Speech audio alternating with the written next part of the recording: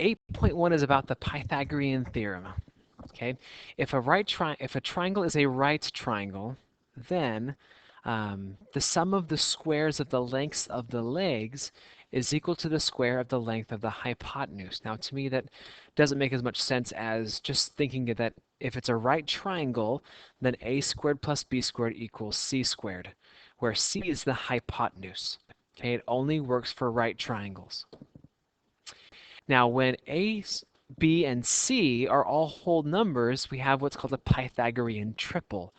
For example, 3, 4, and 5, 3 squared plus 4 squared equals 5 squared. They're all whole numbers. It's a Pythagorean triple. 5 squared plus 12 squared equals 13 squared. It's a Pythagorean triple. So when this happens, I'll refer to it as a Pythagorean triple. Okay, so the Pythagorean theorem is one of the most proved theorems, I think, in all of mathematics. There's hundreds of proofs that are slightly different, that show different reasons why a squared plus b squared equals c squared. Here's one example. Here's a triangle of the height is a, the length is b, and the hypotenuse is c. Now, if you look down here, this length down here is still c, and this length is c, and the shape of it is a square. So the length of this down here, sorry, the area of this is c squared. Okay, so these pieces together make up c squared. Keep that in mind. All right, now if I begin to move these lengths, the area is not going to change. So this big area is still equal to c squared. If I move this one as well, it's still equal to c squared. But an interesting thing happens. This length is a, and this length here is also a, and so the area of this square is a squared. And the length of this length is b, and this length up here is b, and so this square right here is b squared. So you can see that a squared plus b squared is equal to c squared. We can run that by you one more time. Is this length, the area of this square is c squared. Okay, we move the sides and we get a squared plus b squared. Okay, moving on. Here's an example. Find the length of the hypotenuse. I'll call the hypotenuse x, and since it's a right triangle, I know that a squared plus b squared is equal to c squared. Now, c is always the hypotenuse. In this case, the hypotenuse is x, so c is x. A and b can be either 20 or 21, it doesn't matter. So 20 squared plus 21 squared is x squared. Now 21 is 400. Sorry, 20 squared is 400. 21 squared is 441, which is equal to x squared. Okay, adding these together, 841 is equal to x squared. So let's see here. How do you undo a squared? You do a square root. So x is the square root of 841, which equals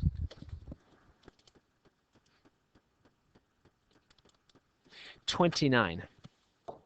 Okay, it's a perfect whole number, and so 20, 21, and 29 are a Pythagorean triple. Okay, here's an example where we want to find one of the legs. Again, a squared plus b squared equals c squared works because it's a right triangle. Now, c is always the hypotenuse, so in this case, c is 20. Let's see here. I'll say x squared plus 8 squared is equal to 20 squared. X squared plus 6 squared is 64. 20 squared is 400. Now to solve for x squared, I'm going to subtract 64 from both sides of my equation. X squared is equal to 336. Okay. To simplify x squared, I get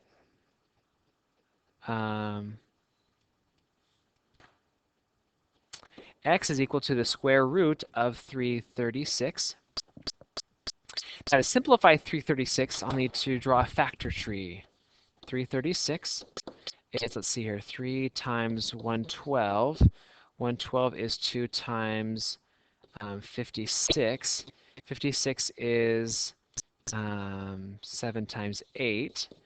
8 is 4 and 2 is 2 and 2. All right, so I have some pairs. I have this 2 and 2, and this 2 and 2. And so this simplifies to be 2 times 2, the square root of what's left, 3 times 7. And so I get 4 root 21. Okay. Here's a few more examples. Feel free to pause the video. I don't have time on this video to do these, but here's a few examples you can try. Okay, the converse of the Pythagorean theorem. Again, the Pythagorean theorem is if a squared plus b squared, the Pythagorean theorem is if it's a right triangle, then a squared plus b squared equals c squared. The converse, where you take those at if and the then and you switch them.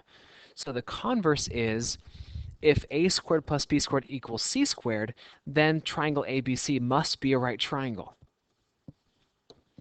So, question, a triangle has side lengths 10, 24, and 26. Is the triangle a right triangle? Well, we can test to see if a squared plus b squared is equal to c squared. Now, of the three, the longest one's 26, so that must be c. So I'll say 10 squared plus 24 squared. Now, I don't really know, so I don't want to put equals. I'm going to put equals with a question mark above it. Is equal to 26 squared. Okay, so 10 squared is 100. 24 squared, I don't know off the top of my head.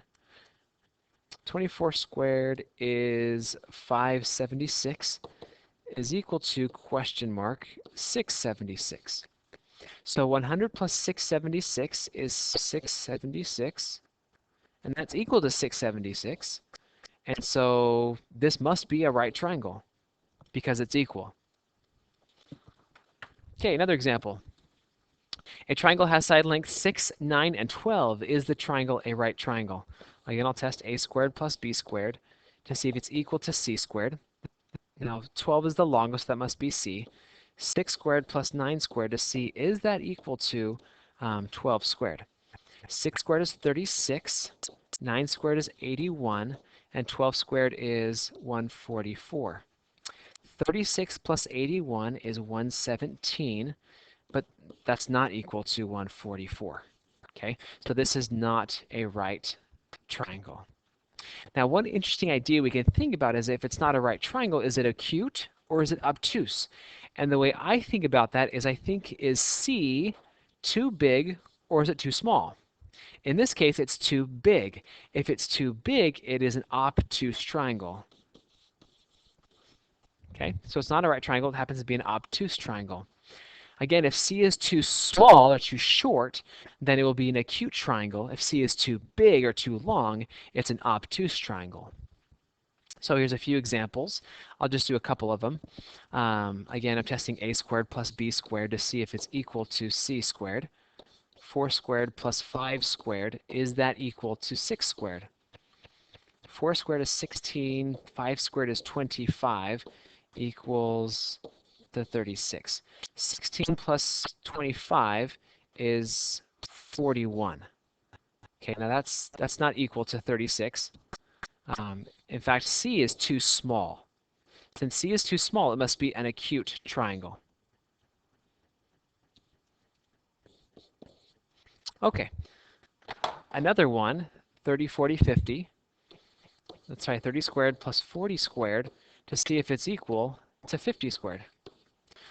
30 squared is 900, 40 squared is 1600, and 50 squared is 2500. Now let's see here, 900 plus 1600 is 2500. Oh, that's equal to 2500. So it must be a right triangle. And that's the end of the lesson.